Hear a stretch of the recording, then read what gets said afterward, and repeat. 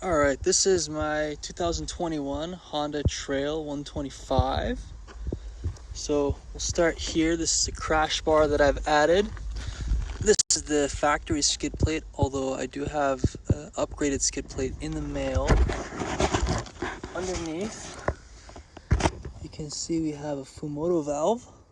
This makes changing the oil really easy. It's basically like a spigot for changing the oil. There's no oil filter, so it's just a little deal. You gotta open up the engine. So we have a windshield here. It has one small little crack, so I just have a temporary repair. Seems to be working pretty good still. We got some lights here. This is a camera. Got bark busters on both sides. This is the screen for the camera. We got a little USB charger. This is a Garmin InReach mount, so that when you're off grid a little bit, you can actually still use Google Maps and stuff like that. We got a phone mount here. Of course, you have a pair of mirrors. The exhaust is factory. You got a pair of milk crates on the back. Over here we have an auxiliary fuel system. There's 5 liters in there, and we also have 5 liters under the seat.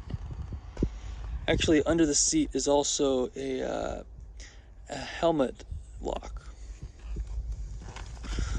I've re-geared it to be much lower than stock. Also upgraded the chain.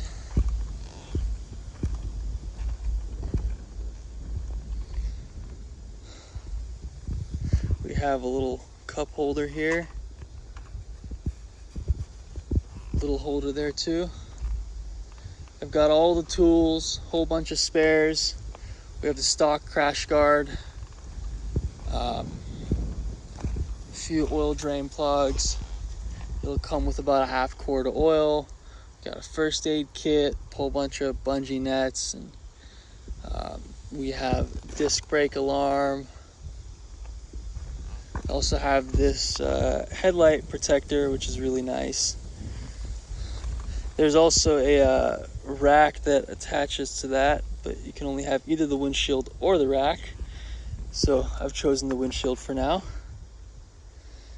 The fumoto valve, pretty soon we'll have a little hose coming out of it so that you can just drain straight into a little 1-liter bottle. It does top off at about 45 miles an hour at current California registration. There's also the rear camera over there. This thing does have ABS. We have a little oil temperature gauge. You can weight it up to the exhaust. It has a raised air intake, which is actually right over here.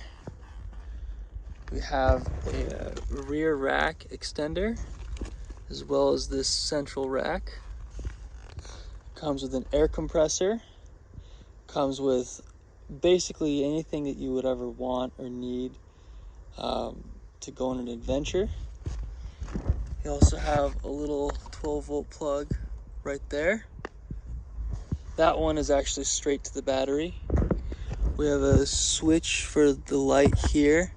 We have a switch for the camera over there. And this one has its own switch. We also have an extra connection here. I have an MPPT charge controller that's going to come with a solar panel and a switch for that.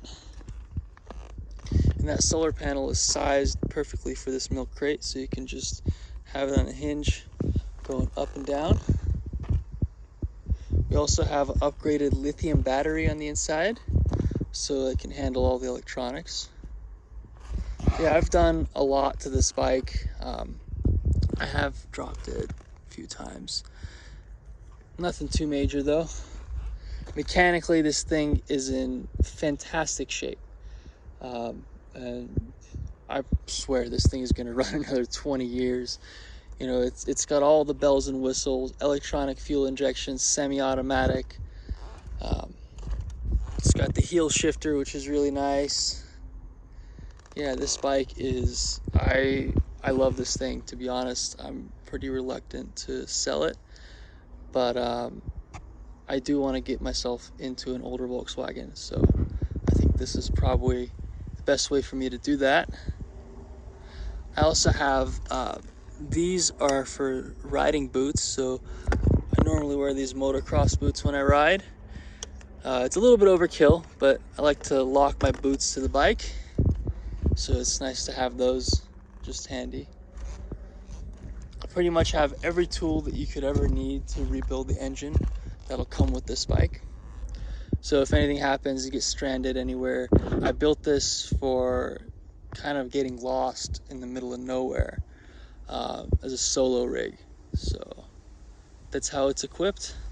It's also got a molly panel right here, and in the past I have put a molly panel on this side. I do find that it's very convenient to just put my own little attachments on there. It has an Atlas throttle lock. Oh, go like that and it locks the throttle. Got a little button that releases it. All the lights work, the horn works, the turn signals work, high beam, low beam, everything works. The speedometer is just a little bit inaccurate, but that's not a big deal. You can get the op-mid speedometer when they have a little correction unit. That's pretty simple, pretty easy to put on there.